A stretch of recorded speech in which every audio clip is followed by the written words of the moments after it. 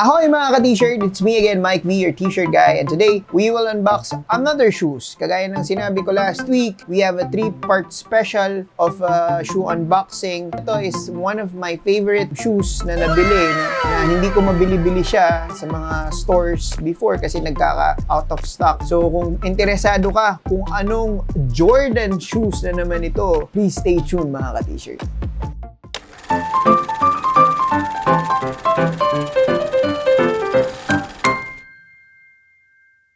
So, nandito nga tayo, no? This is the third shoes na ating i-unbox within the span of 3 weeks. And I choose this shoes kasi nga, 11/11, it's part of the 11/11 sale again. And then, gusto ko yung design. I tried to find the Luka Doncic shoes sa Nike app, but apparently, wala. Mukhang wala pa signature shoes si Luka Doncic. Kaya, nung nakita ko yung design, okay ako eh. Pero nagdalawang isip ako kasi kung sinong basketball superstar yung nagdadala nitong design na to. Yung pala, si Russell Westbrook. So, intro muna tayo. Sino ba si Russell Westbrook?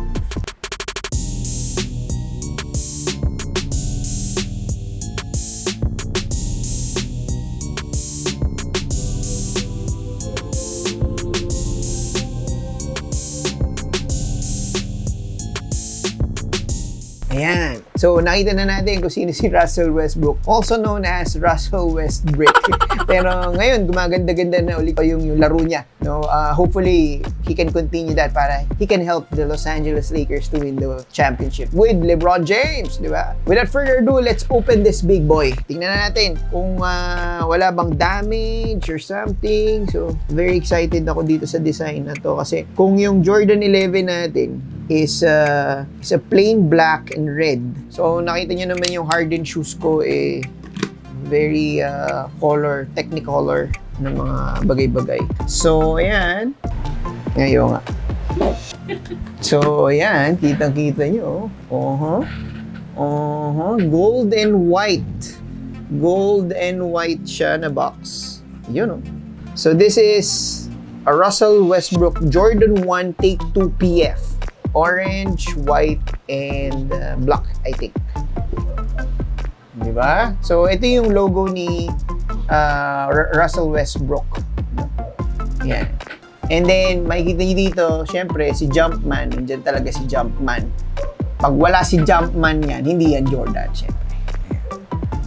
Okay? So, tingnan natin kung anong laman. Alauna! Nalaglag ang aking cutter. Sorry, commercial. Ayan, oh, mayroon pang pirma sa box, oh.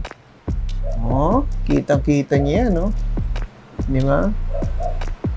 Diba? Yan. So, this is my second Russell Westbrook shoes.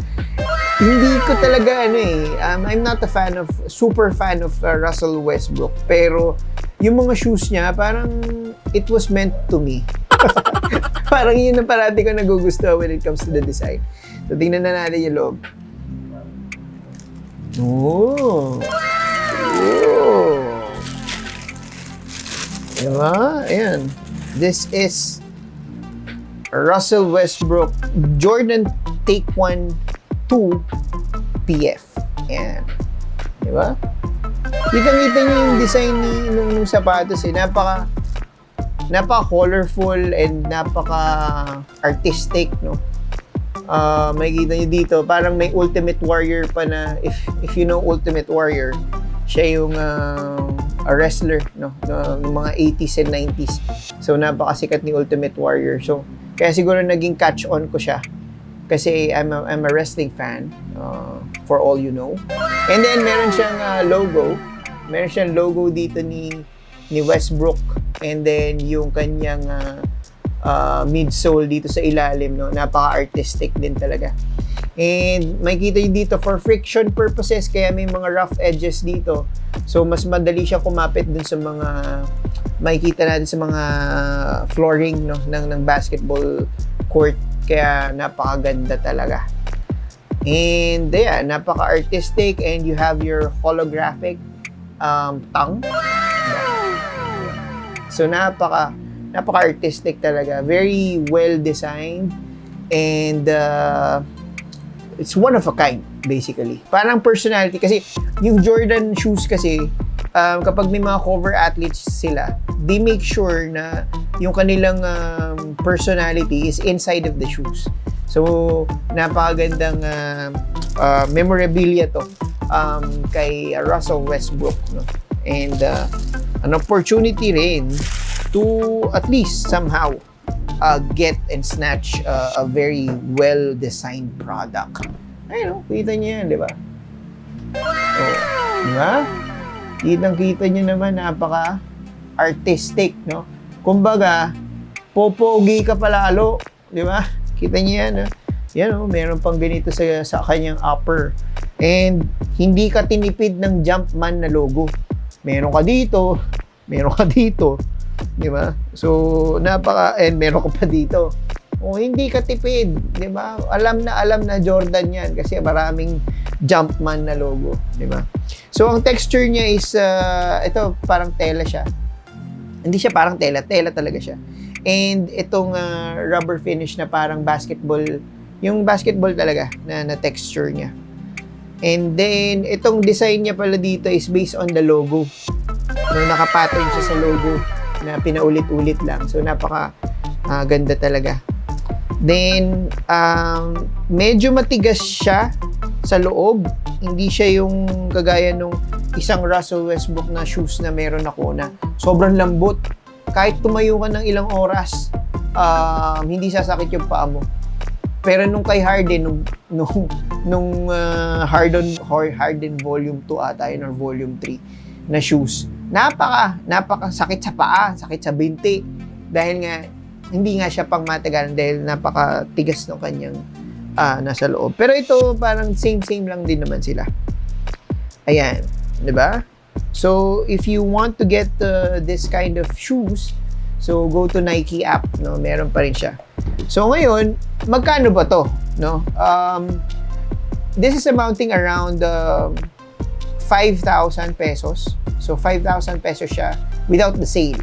Pero nung nag-sale, naging 3,000 na lang siya. So, that's a good catch na para sa mga sneakers na gusto ko. And nabili ko siya ng mas mura, di ba? So, 3,000 pesos, you have a signature shoes na ni Russell Westbrook, di ba? Kaya abang-abang lang tayo ng mga sale and ng mga promos.